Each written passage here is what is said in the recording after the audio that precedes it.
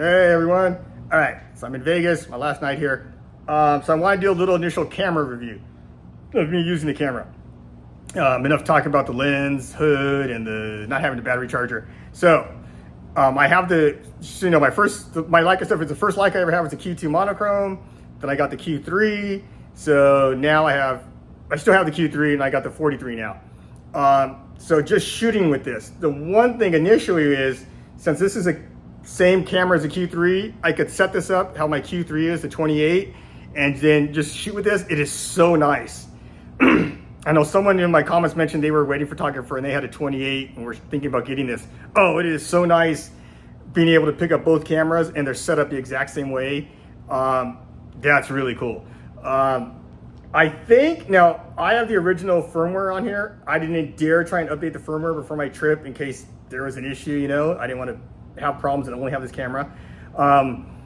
It seems on initial startup, like from actual being turned off, it seems to me a little slower than the Q3, which I got to check when I get home. And that might change with the firmware update.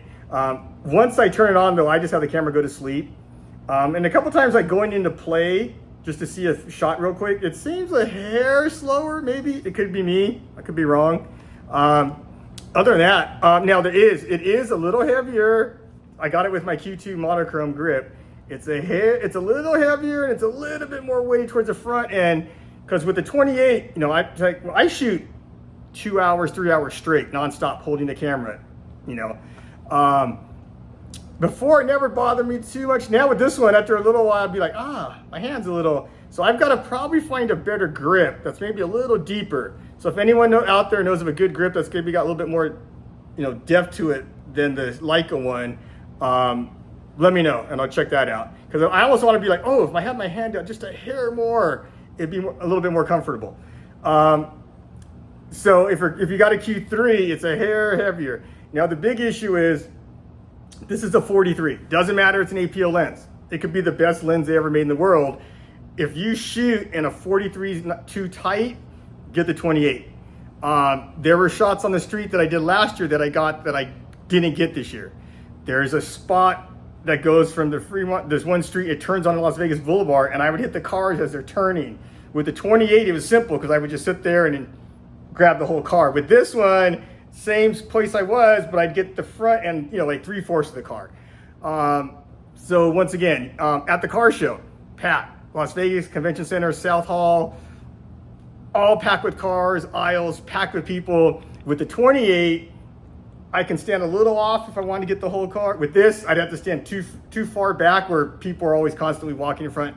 So that's the difference. For me, I didn't mind it because the only reason I brought this was, since I have a 43 now, I have to start changing how I see things, different angles, which for me, I kind of like that for my photography more. And then for detail shots, I like having this because it's tighter. I know you can crop with the 28, but it's not the same as getting in tighter. Now, the big thing with this lens, of course, it's sharp, it's really nice, but better than that is this, like at 2.8 and below, maybe 3.5, but really once you hit 2.8, the separation you get, like from what you're shooting to behind it, oh, it's really nice. And then the compression that this has that the 28 doesn't have, it's cool. Really happy about that. Yeah, the camera itself, the lens is really nice. I don't know how, like I'm saying, this is the only Leica APO I've ever had. I'm very happy it's a 43 and not a 50. If it was a 50, even though I used to love like my, the 50 would end up being the 50 equivalent on my Fuji stuff, on my X Pro stuff. The X Pro 2 or 3 I had, and I have whatever the equivalent was. I love that lens on there, that field. As my only lens, the 50 would be too tight. I would have had hard problems indoors at the car show with the 50. So I like that it's a 43. Now would a 35 would have been better for that? Yes, but then I would have missed a couple. Like I'm saying, one reason I got this over the 28 was the 28, I'm cropping a lot of my photos, a lot. So this way I'm like, look, I'm tired of cropping. If I can at least frame it tighter and get it without cropping, I'd rather have that or slight crop. So I think it was great being a 43. It's pretty good. But once again, I had to be more careful about my framing because with the 28, and technically what it's a 26, it's almost like fish in a barrel. because you just shoot and you have such a wide range, then you can crop in later. So I can see if someone does street shooting or whatever, where they would like the 28 more with that, because you have more, you can grab more of the subject in there. But yeah, this is nice. This lens is nice. If you have a 28 and you're thinking about adding this to it, oh yeah, for sure. Get on the list right now. Because, yeah, definitely. Yeah, that's about it. I mean, just initial things shooting with it. Now, I looked at the pictures on the, I didn't bring a computer with me. I don't like doing that. Looking at the photos on the viewfinder and the screen. Yeah, man, I got some shots and I saw them and I was like, ooh, yeah, it's stuff I can't get. The way it looks, how the shot looks, I couldn't get that with a 28. It's just different. The lens compression and the depth of field that this has compared to 28 is just a different vibe, and it's really cool. So yeah, and the reason I took it was if I was going to miss too many shots with this, then I'd have to get rid of it and be like, I just got to stay at the 28. So yeah, if it would have been a 50, I would have missed out on too many shots. So I'm happy they did a 43. And the part that kind of sucks a lot is, you know, I'm just some basic person on here. I made a couple YouTube videos. And except that first one I made about the lens hood, like being messed up, like 4,000 people saw that thing.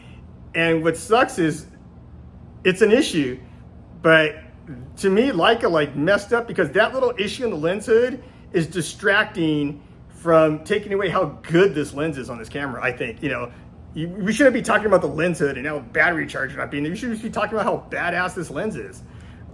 Which to me is on them. That's kind of a fail, whoever decided to do that, you know. And like someone else mentioned, you could have very easily just put in that round lens hood. You could have stuck that in the box and said, oh, here, if you want to filter, at least use that. And you would have been like, oh, okay, great. You gave me an option already.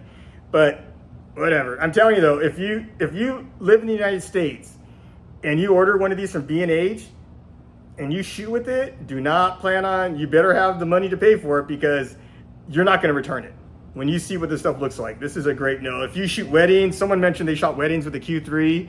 I don't know if it was an additional camera. If you had the Q3 28 and this, oh, I could see that. Yeah, very nice. Yeah, that's it initially, you know. Like I'm saying, I'm not Lenny Kravitz or Aquaman who gets their stuff probably free from Leica or really, really cheap, probably for free.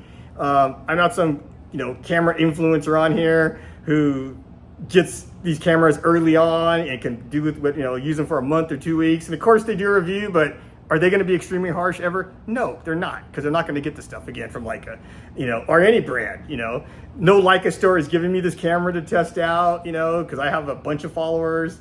Like what do I have, like 15 followers now or something?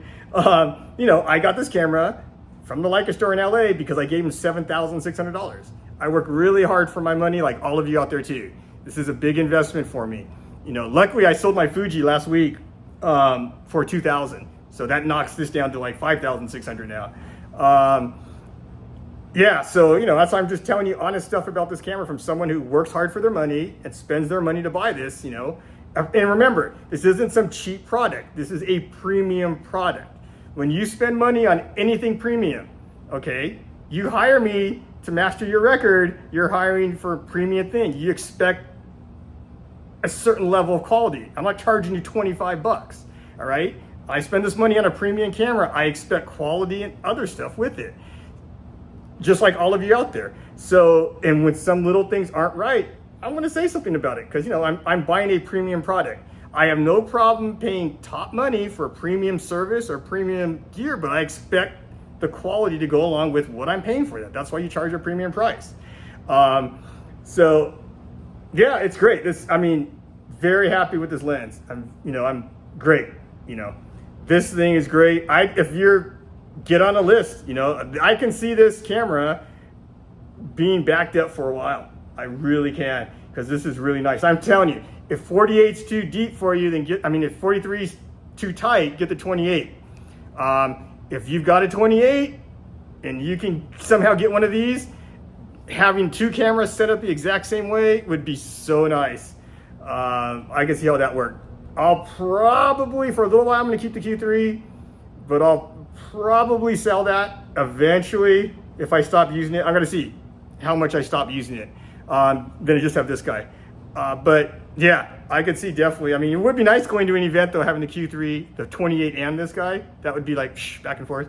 Or like I was saying, if you did weddings and you had two side shooters, you know, whatever you guys call them, the extra shooters, and one had the 28 and one had this. I will tell you, I used macro mode on this more than I ever did the 28 because to get in tight on some detail shots, you can get in just naturally tighter with the 28 than you can with this guy, and you go into macro mode. But it was great. Yeah, so really quick, this lens is nice. I'm telling you, when I looked at a couple of photos on here, I was like, oh. So yeah, if you're thinking about getting a 43, whatever, you can very easily get a knockoff hood for like 35 bucks, slap a little tiny piece of blue painter's tape on there and it'll lock on. And then, I don't know about the battery charger. That's on you, how you want to do that. But the camera itself and the lens is, yeah, it's really, really nice. That's it. Later.